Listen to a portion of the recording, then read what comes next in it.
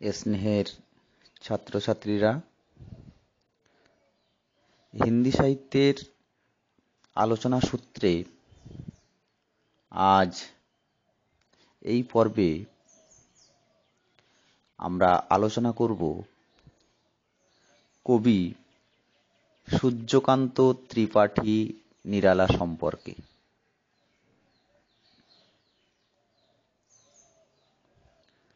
আধুনিক হিন্দি কাব্য সাহিত্যে যে কয়েকজন ছায়াবাদী কবির আবির্ভাবে হিন্দি সাহিত্যের কানন ফুলে ফলে সমৃদ্ধ হয়ে উঠেছিল,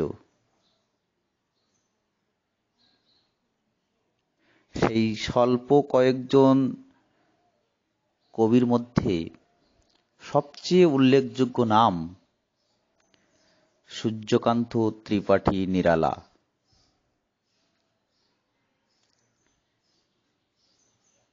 এই কবি নিরালার জীবনের একটা দীর্ঘ অংশ তিনি পশ্চিমবঙ্গের মাটিতে কাটিয়েছেন, অতিবাহিত করেছেন।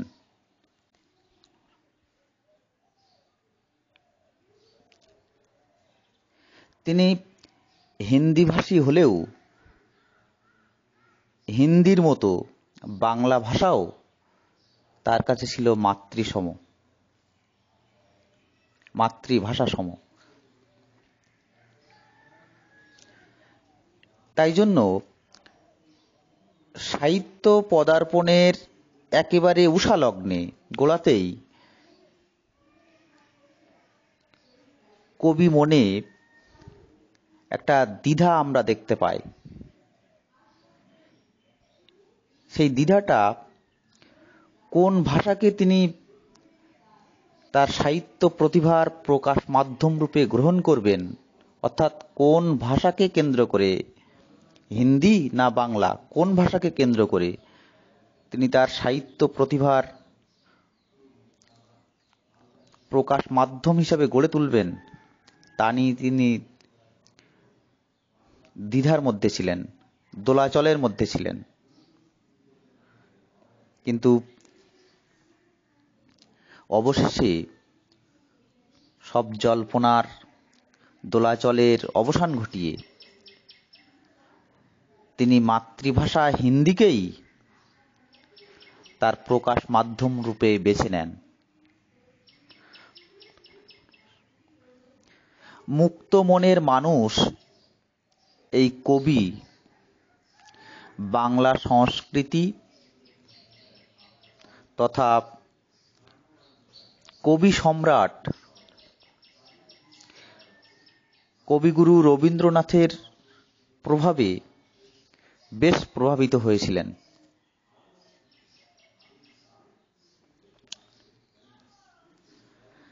আধুনিক হিন্দি সাহিত্যের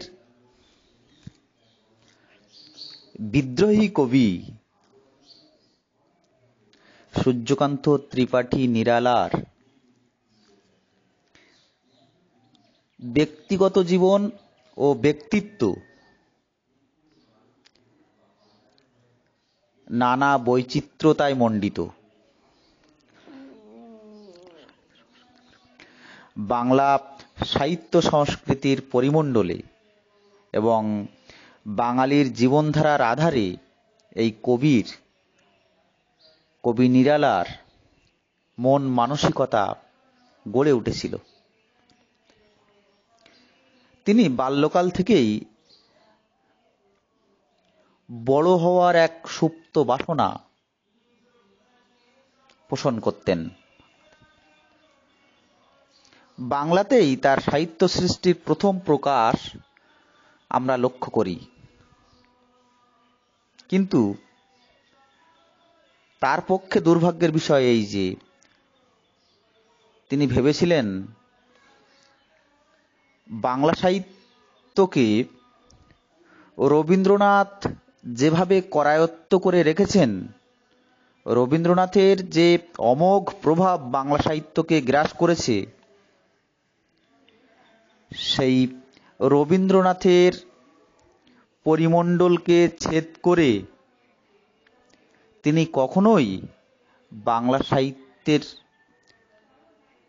বিশিষ্ট একজন হয়ে উঠতে পারবেন না, এটা তিনি আশঙ্কা করেছিলেন এবং ভেবেছিলেন বিশাল রবীন্দ্র ছায়ায় তার নিজের অর্থাৎ নিরালার কবি প্রতিভার অপমৃত্যু ঘটবে। আর এই আশঙ্কায়, এই ভয়ে কবি নিরালা বাংলা ভাষা ছেড়ে হিন্দিকেই তার কাব্যভাষার মাধ্যম রূপে বেছে নিয়েছিলেন।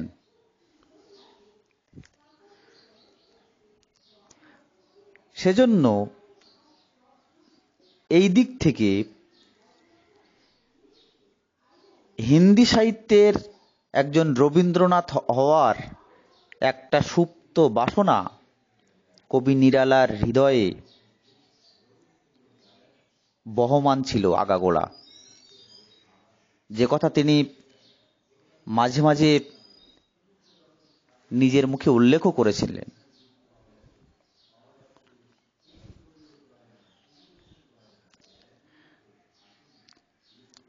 কবিবর রবীন্দ্রনাথের মতো নিরালাও প্রথাগত শিক্ষার বিদ্যালয়ের চৌকাঠ অতিক্রম করতে ব্যর্থ হন।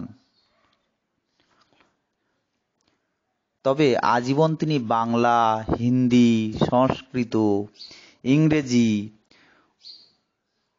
উর্দু বিভিন্ন ভাষা সাহিত্যের আগ্রহী পাঠক ছিলেন। হিন্দি কাব্য সাহিত্যের আকাশকে নিরালার লেখনী সুসজ্জিত করেছে বলা যায়, সমৃদ্ধ করেছে। সমকালীন অসংখ্য অভিনব গল্প, উপন্যাস, নাটক, প্রবন্ধ এবং সাহিত্য সমালোচনা গোটা হিন্দি সাহিত্যকে সমৃদ্ধ করেছে। তার ভাব, তার ভাষা, তার ছন্দের নতুনত্ব হিন্দি সাহিত্যকে এক নতুন মাত্রায়, এক নতুন দিগন্তে পৌঁছে দিয়েছে। রবীন্দ্র সাহিত্য ও সংস্কৃতির আলোয় আলোকিত এই কবি নিরালা একটা মৌলিক চিন্তাধারার প্রতিফলন ঘটিয়েছেন তার সাহিত্য সৃজনে, তার সৃষ্টিতে। সেজন্য একেবারে মাটির কাছাকাছি থাকা মানুষের বেদনার বাণী তার কাব্য কবিতায়, তার লেখনীতে আমরা প্রকাশ পেতে দেখি।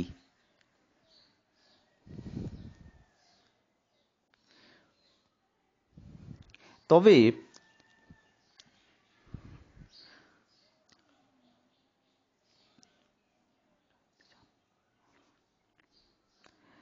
রবীন্দ্রনাথের উপর এই যে ব্যাপক প্রভাব এবং হিন্দি সাহিত্যে তার ফল প্রকাশ পেতে চলেছে, এই বিষয়টা হিন্দি সাহিত্য জগৎ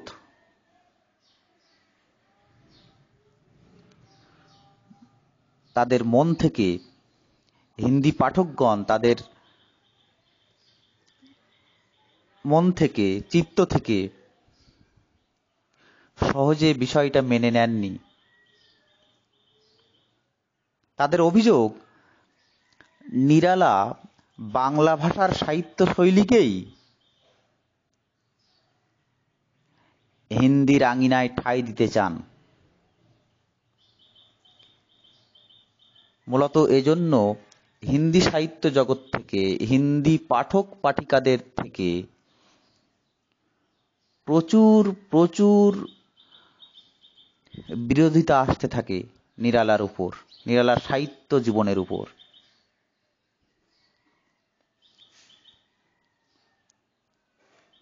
এবং এ বিষয়ে কবিকে ব্যাপক ভারাক্রান্ত করে তুলেছিল সে সময়।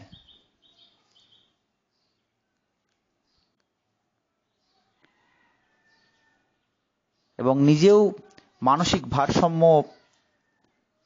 হারানোর পথে চলে এসেছিলেন এই বিষয়টাকে নিয়ে ভাবতে ভাবতে। তবে সৌভাগ্যের বিষয়,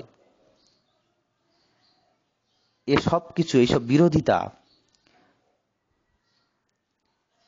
তার কবিসত্তাকে হার মানাতে পারেনি। একলা চলো রে এই নীতিকে অনুসরণ করে কবি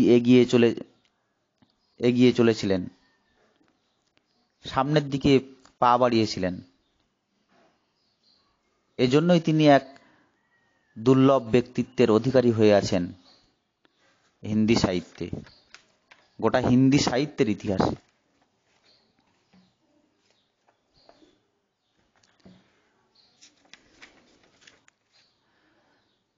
আধুনিক হিন্দি সাহিত্যের এই অন্যতম প্রধান কবি সূর্যকান্ত ত্রিপাঠী নিরালা। ভারতেন্দু হরিশ্চন্দ্রের মধ্য দিয়ে হিন্দি সাহিত্যে যে আধুনিকতার সূত্রপাত ঘটেছিল তা ক্রম বিকশিত হয়েছে দ্বিবেদী যুগের মধ্য দিয়ে, বিশেষ করে ছায়াবাদ যুগে। দ্বিবেদী যুগের বর্ণনা প্রধান, উপদেশাত্মক, নিষ্প্রাণ কাব্যধারার প্রতিক্রিয়াতেই ছায়াবাদের উদ্ভব। হিন্দি সাহিত্যের আধুনিক যুগের এই ছায়াবাদের বিশিষ্ট কবিগণের মধ্যে সূর্যকান্ত ত্রিপাঠী নিরালা অন্যতম। এই ছায়াবাদ যুগের সাহিত্যিক লক্ষণ, বৈশিষ্ট্য সবচেয়ে স্পষ্টভাবে, সার্বিকভাবে রূপায়িত হতে দেখি আমরা নিরালার কাব্য কবিতায়, নিরালার সমগ্র সাহিত্য সৃষ্টির মধ্যে।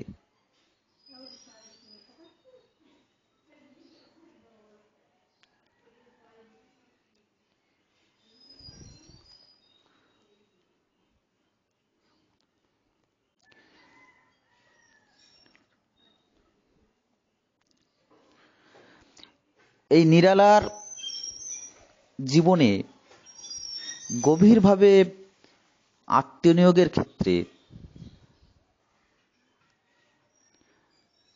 তার সহধর্মিণীর উৎসাহ ও প্রেরণা ব্যাপক কাজ করেছিল।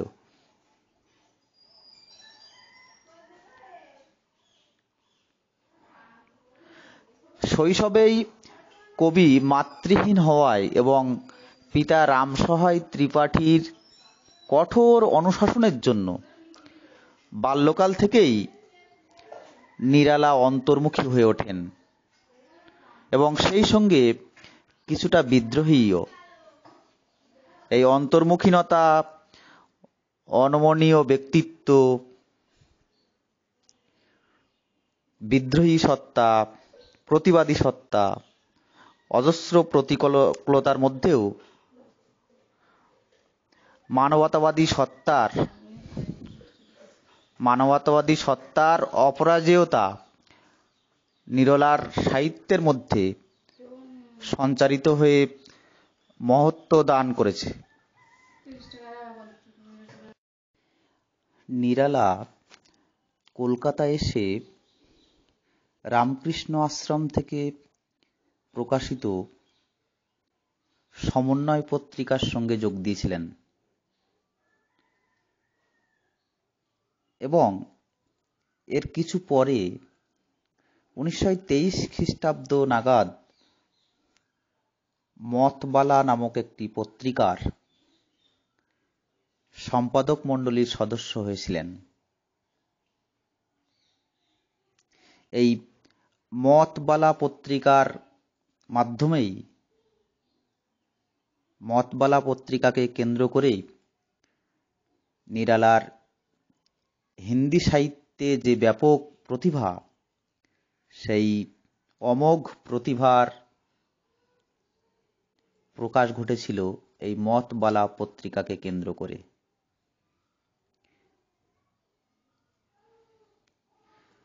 উনিশশো 15 খ্রিস্টাব্দ থেকে বা তার কাছাকাছি সময়কাল থেকে মূলত নিরালার কাব্যচর্চার সূত্রপাত হয়েছিল বলা যায়। তবে তার প্রথম কাব্যগ্রন্থ পরিমল প্রকাশিত হয়েছিল এই সূত্রপাতের বেশ কিছুদিন পরে, সেটা 1929 খ্রিস্টাব্দ নাগাদ। কবি নিরালা মূলত কবি হলেও নিরালার সাহিত্য সাধনা গল্প, উপন্যাস, নকশাধর্মী রচনা, নানা প্রবন্ধ নিবন্ধ, অনুবাদ, এমনি করে বহু বিচিত্র ধারায় প্রবাহিত, বিকশিত হয়েছিল নিরালার সাহিত্য সাধনা। তার উল্লেখযোগ্য কাব্যগ্রন্থগুলির মধ্যে রয়েছে পরিমল, গীতিকা, অনামিকা, রামকি শক্তি পূজা, তুলসীদাস, কুকুরমুত্তা, অনিমা, বেলা, নয়ে পত্তে, অর্চনা, আরাধনা, গীতকুঞ্জ, সন্ধ্যা কাকলি, শ্রদ্ধাঞ্জলিয়া, এরকম আরো অনেক অনেক কাব্যগ্রন্থ আছে নিরালার। এছাড়া আছে কিছু অনুবাদ কবিতাও।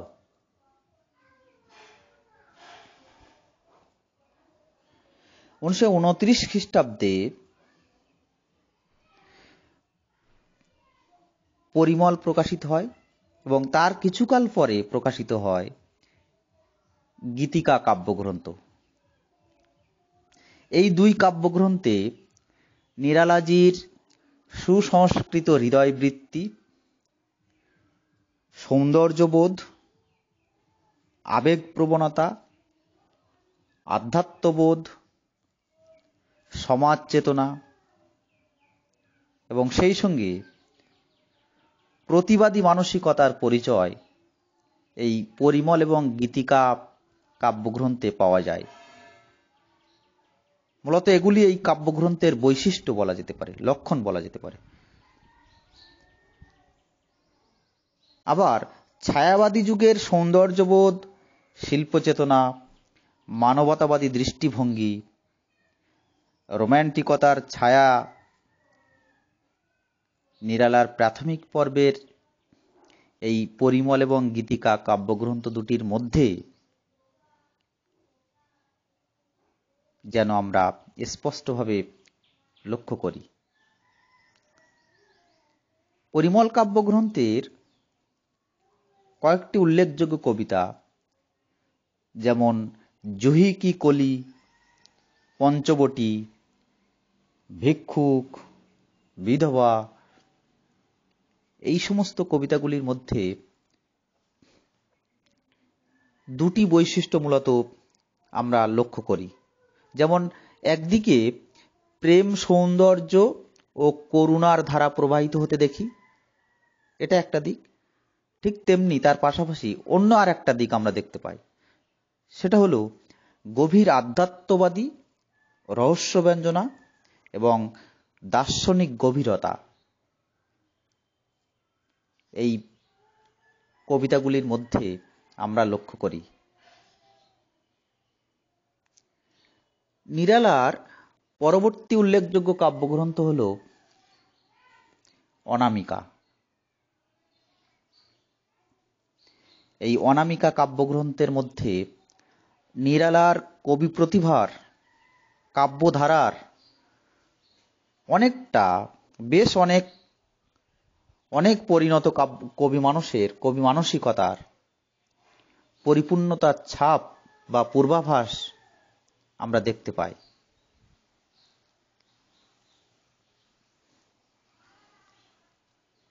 এই কাব্য প্রসঙ্গে একটি কথা না বললেই নয় যে ঠিক এই কাব্য রচনার আগে কবির প্রিয় কন্যা, স্নেহের কন্যা সরোজের অকাল মৃত্যুতে কবি প্রবলভাবে শোক পেয়েছিলেন, শোকাহত হয়েছিলেন।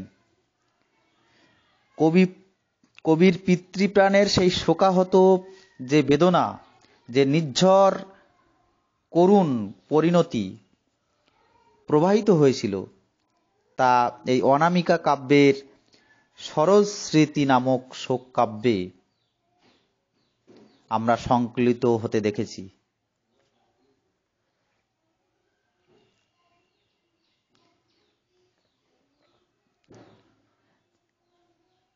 এই সরোজ স্মৃতি নামক শোক কাব্য ছাড়াও এই কাব্যের আরও কয়েকটি উল্লেখযোগ্য কবিতা হল তোরতা পাথুর, দান, বনবেলা ইত্যাদি।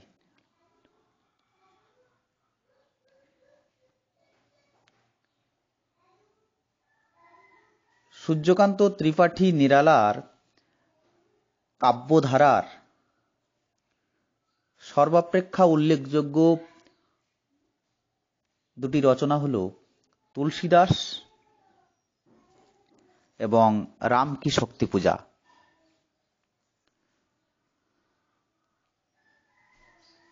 গভীর সমাজচিন্তন, সংস্কৃতিবোধ, ঐতিহ্য চেতনা, আধ্যাত্মিক ভক্তি ও মানবিক শ্রদ্ধা, সর্বোপরি কবির গভীর পাণ্ডিত্য ও প্রবল দার্শনিকতার প্রকাশ ঘটেছে এই তুলসীদাস ও রাম কি শক্তি পূজা নামক যুগান্তকারী দুটি কাব্যগ্রন্থের মধ্যে। এই কাব্যগ্রন্থ দুটির একটি অন্যতম বৈশিষ্ট্য হল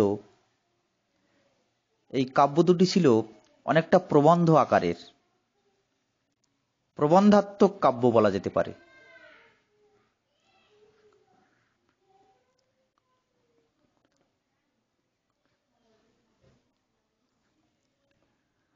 তুলসীদাস কাব্যটিতে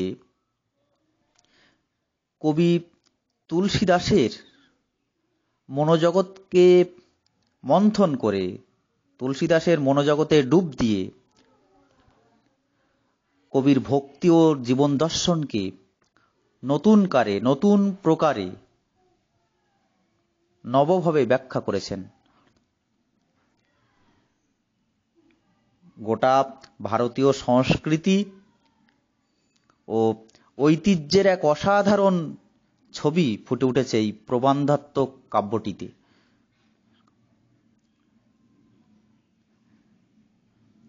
এই সমস্ত সমন্বয়ে এই তুলসীদাস কাব্যটি যেন মহাকাব্যচিত ব্যাপ্তি, একটা মহাকাব্যচিত গাম্ভীর্য, উদাত্ততা লাভ করেছে।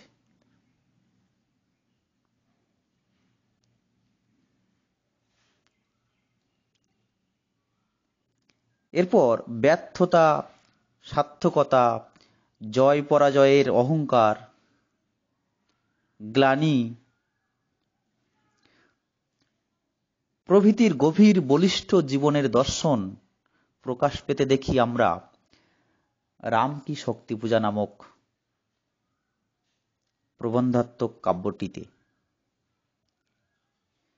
এই কাব্যটিতে কবির পৌরুষের এক অপরাজেয় মহিমা ধ্বনিত হতে দেখেছি আমরা।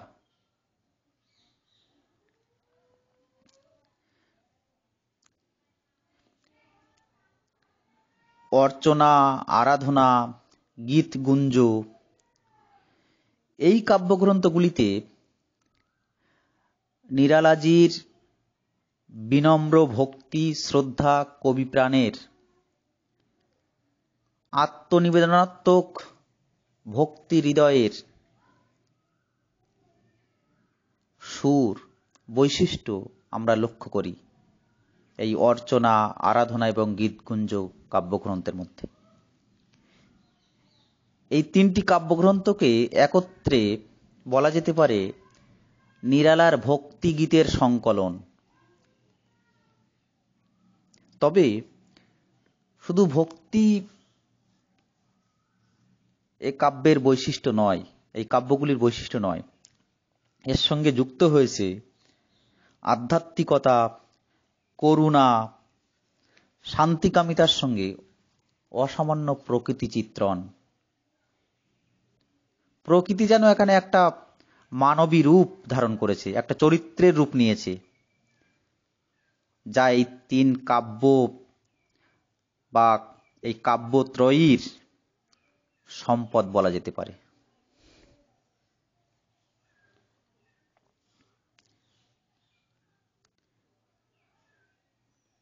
আবার এই ভক্তি প্রবণতার বা আত্মনিবেদিত শান্ত রসের বিপরীত দিকে যে সামাজিক অসাম্য, অনাচার, শোষণ, শাসন, অনৈতিকতার বিরুদ্ধে কঠোর প্রতিবাদ, সর্বোপরি ব্যঙ্গাত্মক আঘাত, এই সমস্ত বৈশিষ্ট্যের পরিচয় আমরা পাই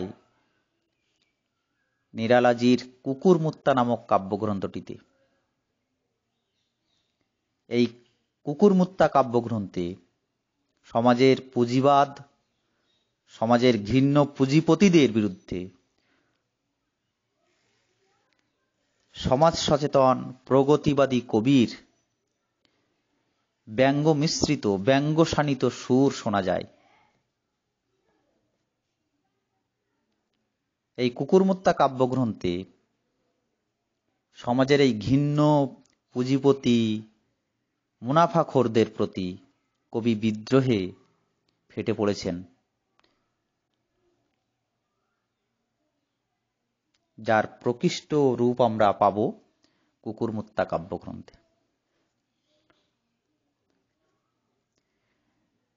ঠিক এই সূত্র ধরেই, এই পথ বেয়েই নয়েপথ্যে নামক একটি কাব্যগ্রন্থ, যেখানে ওই কুকুরমুত্তা কাব্যগ্রন্থের মতো ব্যঙ্গাত্মক সুর আমরা পেয়ে যাই,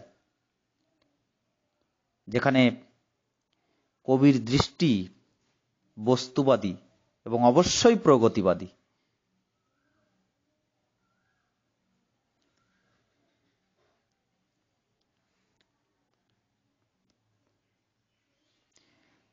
এই নয়েপথ্যে কাব্যগ্রন্থে একটি বিশেষ বৈশিষ্ট্য আমরা লক্ষ্য করি, সেটা হলো ভাষার দিক থেকে। এই কাব্যটি ভাষার দিক থেকে এই কারণেই উল্লেখযোগ্য যে এই নয়েপথ্যে নামক হিন্দি কাব্যটিতে হিন্দি ভাষার সঙ্গে বেশ অনেক উর্দু শব্দের সংমিশ্রণ ঘটেছে, উর্দু ভাষার মিশ্রণ ঘটেছে, সমন্বয় ঘটেছে।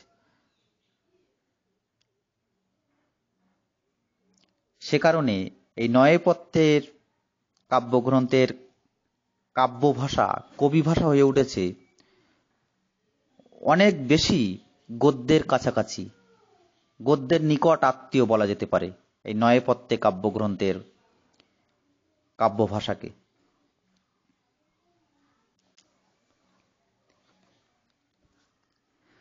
নিরালার অপর একটি কাব্য বৈশিষ্ট্য হল তিনি উর্দু গজলকে হিন্দি কাব্যে, তার হিন্দি কাব্য কবিতার মধ্যে, সৃষ্টির মধ্যে প্রয়োগের একটা চেষ্টা করেছেন।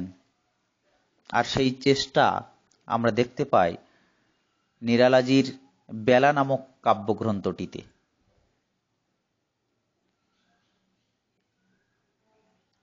এই উর্দু গজল প্রয়োগের পাশাপাশি বহু লোকগীতিকেও বা লোকগীতির যে সুর তাকেও আমরা আত্মস্থ করতে দেখি কাব্যের মধ্যে প্রয়োগ করতে দেখি এই বেলা কাব্যগ্রন্থটিতে।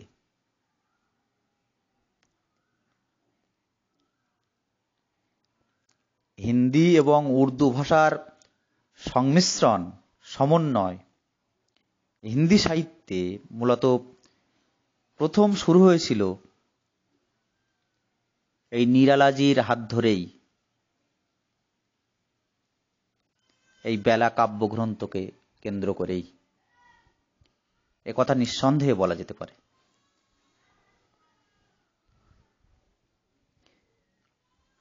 কবি নিরালাজির সমগ্র জীবনব্যাপী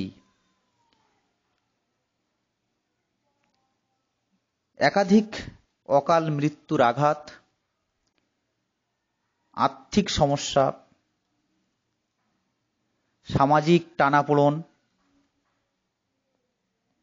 হিন্দি সাহিত্য থেকে নানা রকম বিরোধিতা এবং এমনি করে অনেক প্রতিকূলতা, বাধা বিপত্তি তার কবি জীবনকে এক বিপর্যয়ের দিকে ঠেলে দিয়েছিল। সেই বিপর্যয়ের, সেই বেদনার, সেই করুণার গাঢ় ঘন ছায়া আমরা সঞ্চারিত হতে দেখেছি নিরালাজির সান্ধ্য কাকলি নামক কাব্যগ্রন্থটিতে। এই সান্ধ্য কাকলি নামক কাব্যগ্রন্থটিতে কবি একান্ত অসহায়ভাবে জীবনের অন্তিম লগ্নে মৃত্যুকে খুব সহজভাবে, অনায়াসে বরণ করার জন্য, বরণ করে নেওয়ার জন্য, মানিয়ে নেওয়ার জন্য তিনি যেন এই সন্ধ্যা কাকলি কাব্যগ্রন্থে প্রস্তুত হয়ে উঠেছেন। এই সন্ধ্যা কাকলি কাব্যগ্রন্থে তিনি খুব সহজেই বলছেন, সব আগুন নিভে গেছে, রাগিনী থেমে গেছে, এখন শুধু জীবন স্মৃতিময়। জীবনের অন্তিম বেলায় এসে মৃত্যুকে বরণ করে নিয়ে কবি দ্বিধাহীনভাবে, এভাবেই অসহায়ভাবে বলছেন, সব আগুন নিভে গেছে, রাগিনী থেমে গেছে। তিনি এ কাব্যেই মৃত্যুর নীল রেখা দেখতে পাচ্ছেন, অর্থাৎ তার জীবনের সময় শেষ হয়ে এসছে। সে সুর তিনি এই সন্ধ্যা কাকলি কাব্যগ্রন্থে যেন আমাদের শুনিয়ে গেছেন।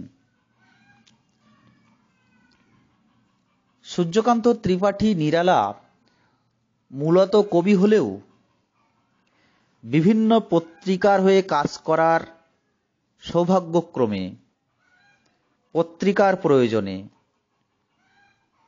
এবং বিশেষ করে আর্থিক প্রয়োজনে, নিজের প্রয়োজনে কাব্য কবিতার পাশাপাশি সাহিত্যের অন্যান্য শাখাতেও তিনি অবাধে কলম চালিয়েছেন। আর সেই কলম চালানোর সূত্র ধরেই আমরা পেয়েছি নিরালাজির বেশ কিছু ছোট গল্প, বেশ কিছু উপন্যাস, বেশ কিছু স্কেচধর্মী রচনা, বেশ কিছু প্রবন্ধ, নিবন্ধ, বেশ কিছু জীবনচরিত গ্রন্থ আমরা নিরালাজির হাত ধরে পেয়ে যাই।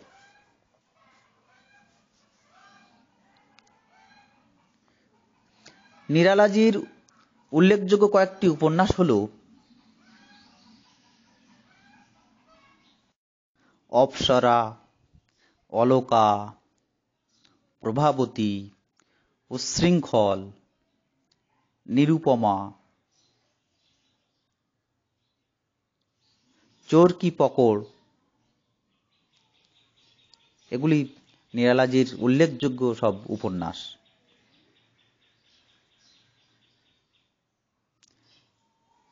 তার কয়েকটি গল্প গ্রন্থ হল লিলি, সখী, চতুরী চমার, মুকুল কি বিবি, এইরকম অনেক ছোট গল্প সংগ্রহ তিনি রচনা করেছিলেন।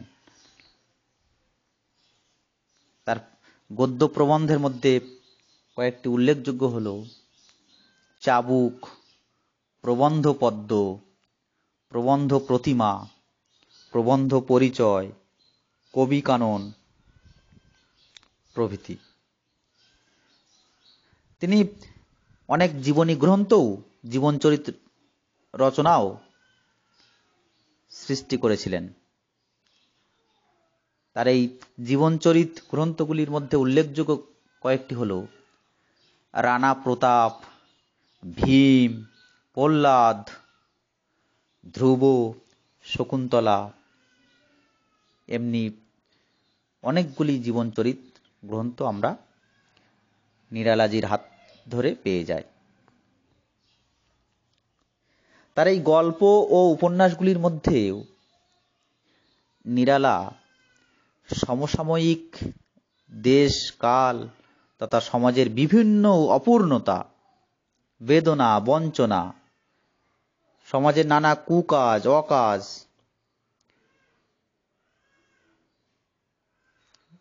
সমাজের অনাচারের বিরুদ্ধে প্রতিবাদ, নানা অসাম্য, এইরকম বিভিন্ন বৈশিষ্ট্য, বিভিন্ন দিক তিনি তার গল্প, উপন্যাস, প্রবন্ধগুলির মধ্য দিয়ে ফুটিয়ে তুলেছেন, হিন্দি পাঠকদের হাতে তুলে দিয়েছেন সমকালীন এইসব বৈশিষ্ট্যগুলিকে। তার শ্রেষ্ঠ উপন্যাসগুলির মধ্যে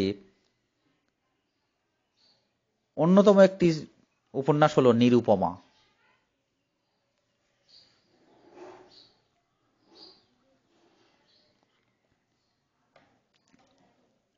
তবে একথা স্বীকার করতেই হবে যে নিরালার সাহিত্য প্রতিভা মূলত কাব্য কবিতাকে কেন্দ্র করে। গদ্য কাহিনী ক্ষেত্রে তিনি বিশেষ কিছু উৎকর্ষ লাভ করতে পারেননি, আর পারলেও তাকে ছাপিয়ে গিয়েছে তার কাব্য সাধনা, কবি সাধনা, তার কবিত্ব প্রতিভা।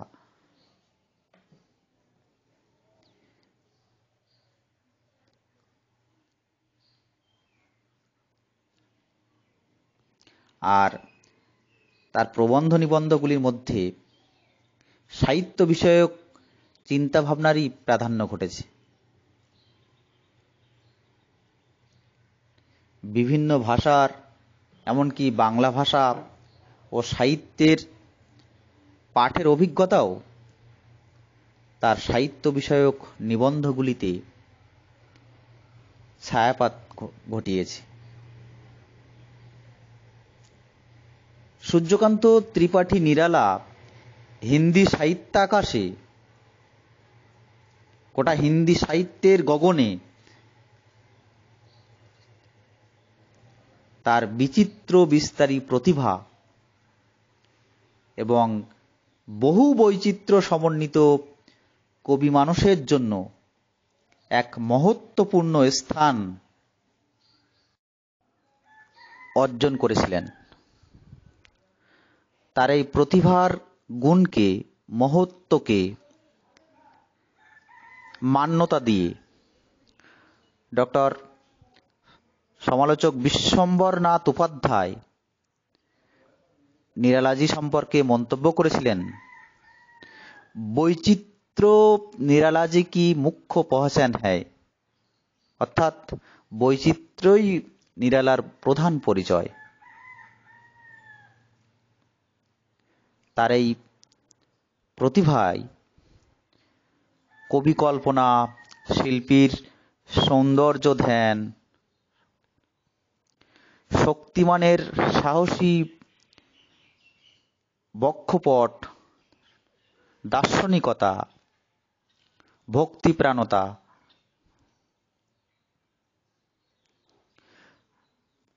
সামাজিকতা প্রভৃতি বৈশিষ্ট্যের মিশ্রণ, সমন্বয় ঘটেছিল তার সাহিত্যের মধ্যে, তার সৃষ্টির মধ্যে।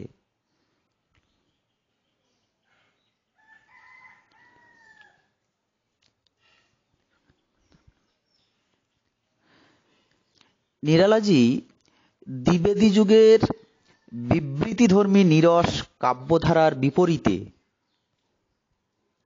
কাব্যশ্রীমণ্ডিত ছায়াবাদী কাব্যের ধারাকে অবশ্যই সমৃদ্ধ করেছিল বলা যায়। এই ছায়াবাদী সাহিত্য, ছায়াবাদী যুগ বস্তুত ফুলে ফলে বীজে বিকশিত হয়ে উঠেছিল নিরালাজির প্রতিভা স্পর্শেই। একথা অবশ্যই স্বীকার করতে হবে আমাদের। তবে একথাও ঠিক, তাকে শুধুমাত্র ছায়াবাদী কবি হিসেবেই চিহ্নিত করা বোধহয় ঠিক হবে না। তিনি ছায়াবাদী, প্রয়োগবাদী, প্রগতিবাদী, সমাজবাদী, এমনিভাবে নানা বৈশিষ্ট্যান্বিত কবি ছিলেন সূর্যকান্ত ত্রিপাঠী নিরালা। তিনি এমনই একজন কবি যিনি প্রাচীন ভারতীয় ঐতিহ্যে বিশ্বাসী, আবার সমকালীন জীবনধারা সম্পর্কেও সচেতন। তিনি প্রেম ও প্রকৃতির সৌন্দর্য বর্ণনায় একেবারে সিদ্ধহস্ত। তার পাশাপাশি শানিত ব্যঙ্গের উচ্চারণ করতেও তিনি অকুণ্ঠ।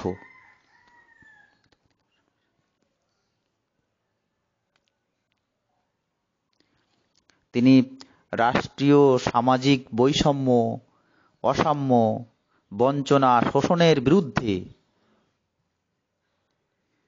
একটা প্রগতিবাদী সাম্যবাদের ঘোষণায় যেন উন্মুখ হয়েছিলেন। এই সাম্যবাদ ঘোষণায় তিনি উচ্চকণ্ঠ বলা যেতে পারে।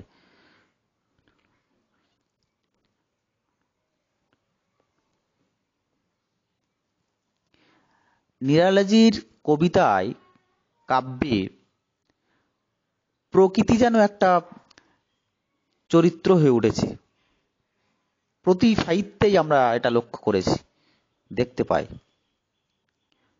তাই প্রকৃতি শুধু বর্ণনা রূপেই আসেনি, এই প্রকৃতি এসেছে ভারতীয় ঐতিহ্যানুসারে, এবং সেই ঐতিহ্যকে স্বীকার করে নিয়েই নিরালার কাব্যে প্রকৃতি ধরা দিয়েছে।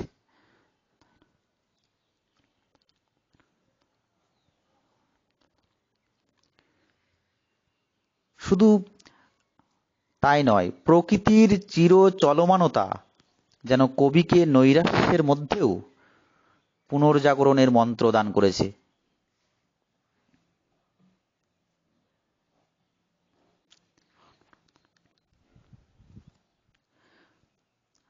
কবির ভক্তি বিনম্র হৃদয়,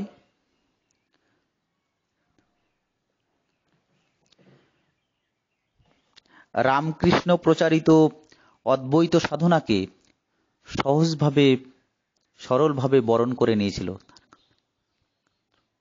তার জীবনের সর্বক্ষেত্র, জয় পরাজয়ের সর্ব অনুভব ও অবস্থায় সেই পরম চৈতন্যের স্বীকৃতি স্থির বিশ্বাসের সঙ্গে তার সাহিত্যে আমরা ধ্বনিত হতে দেখি।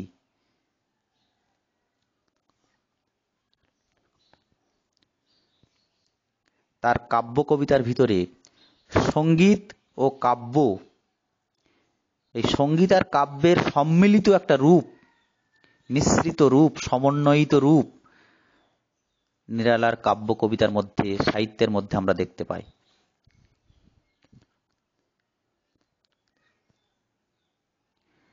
জ্ঞান ও সঙ্গীতের দেবী সরস্বতীর বন্দনা সঙ্গীতে সেই কাব্য ও সঙ্গীতের যুগলবন্দি আমরা তার কাব্যে, কবিতায় শুনতে পাই।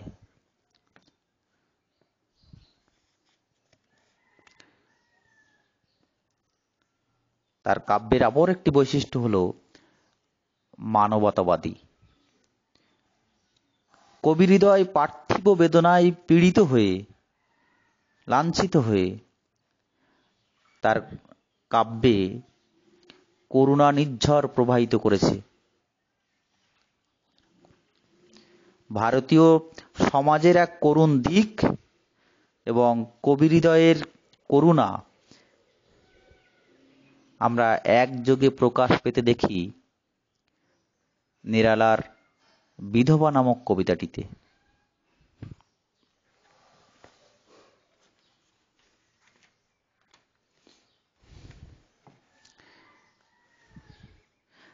নিরালার কবি মানুষের সর্বাপেক্ষা মহৎ দিক, একটা বড় বৈশিষ্ট্য, কবির অপরাজেয় পুরস্কার। তিনি ছিলেন চির বিদ্রোহী। করুণার দ্বারা তিনি প্রাণ ধারণ করতে চাননি। কোনো ব্যাপারে কারো সঙ্গে আপোষ করাও ছিল তার স্বভাবের বিরুদ্ধ ধর্ম। আর সেজন্য আমরা দেখি তার জীবনে তিনি প্রতিষ্ঠিত অর্থবান পিতার সন্তান হওয়া সত্ত্বেও তিনি আত্মনির্ভরতার বন্ধুর পথেই, অজানা পথেই তার সাহিত্য সাধনা তিনি চালিয়ে গেছেন, সাধনার সঙ্গে সংগ্রাম করে গেছেন। এজন্য অবশ্য তাকে দারিদ্র এবং বহু উপেক্ষা, অনাদর, আঘাত, পীড়ন তাকে সহ্য করতে হয়েছে।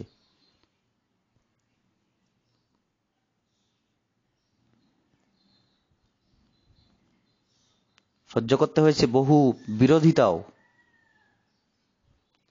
তবু নৈরাশ্য, হতাশা তাকে কখনো গ্রাস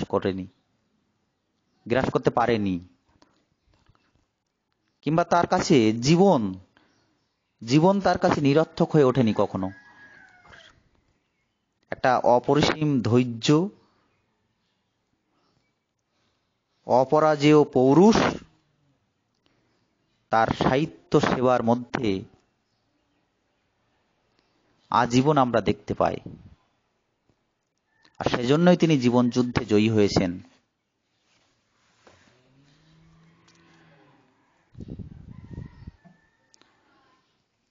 আলোচনার শেষ প্রান্তে এসে বলবো, আধুনিক হিন্দি সাহিত্যের ইতিহাসে ছায়াবাদী কাব্যধারাকে সুসংহত ও সমৃদ্ধ করার প্রধান পুরোহিত রূপে আমরা নিরালাজিকে অবশ্যই দেখতে পাই। গোটা হিন্দি সাহিত্য জুড়ে তার প্রভাব আমরা অস্বীকার করতে পারি না। তিনি একাধারে ভারতীয় ঐতিহ্যের উত্তরসূরি, আবার অন্যদিকে প্রগতিবাদী শিল্পী। তার এই দ্বিবিধ চরিত্র বৈশিষ্ট্যের সম্মিলন ঘটেছে, সমন্বয় ঘটেছে, মিশ্রণ ঘটেছে তার সাহিত্য সাধনার মধ্যে, তার সৃষ্টির মধ্যে।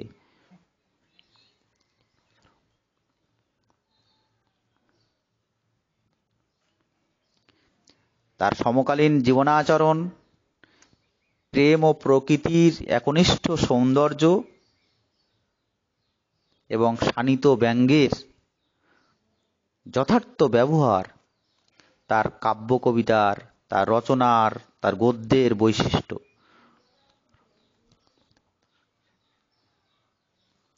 উদার অদ্বৈতবাদী দর্শনে বিশ্বাস, প্রবল ভক্তিপ্রাণতা এবং সামাজিক অসাম্যের বিরুদ্ধে বিদ্রোহ তার কাব্যধারার একটা স্বতন্ত্র বৈশিষ্ট্য রূপে আমরা চিহ্নিত করতে পারি। তার কবিতায় আমরা প্রকৃতির অমোঘ প্রভাব লক্ষ্য করেছি। তার সাহিত্যে, কবিতায়, কাব্যে প্রকৃতি যেন সজীব একটা সত্তা রূপে প্রকাশ পেয়েছে।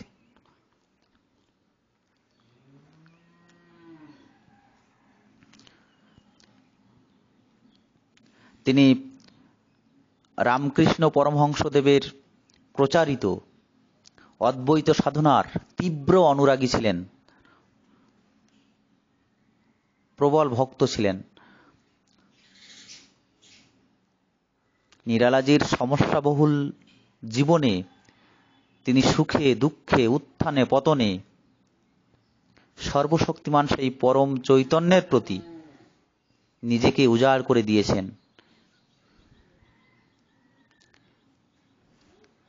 তাই নিরালার সাহিত্য সৃষ্টির সামগ্রিক আলোচনা থেকে আমরা এই সিদ্ধান্তে উপনীত হতে পারি যে সূর্যকান্ত ত্রিপাঠী নিরালা ছিলেন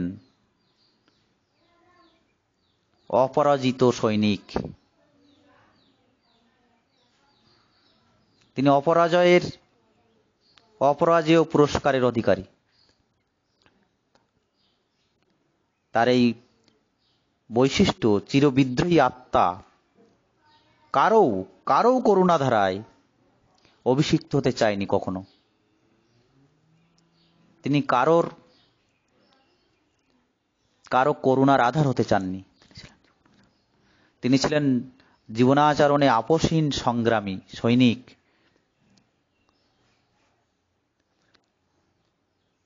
দারিদ্র্যের কঠোর কষাঘাত, ভাগ্য বিপর্যয়, একাধিক স্বজন বিয়োগ তাকে তার সাহিত্য সাধনার পথ থেকে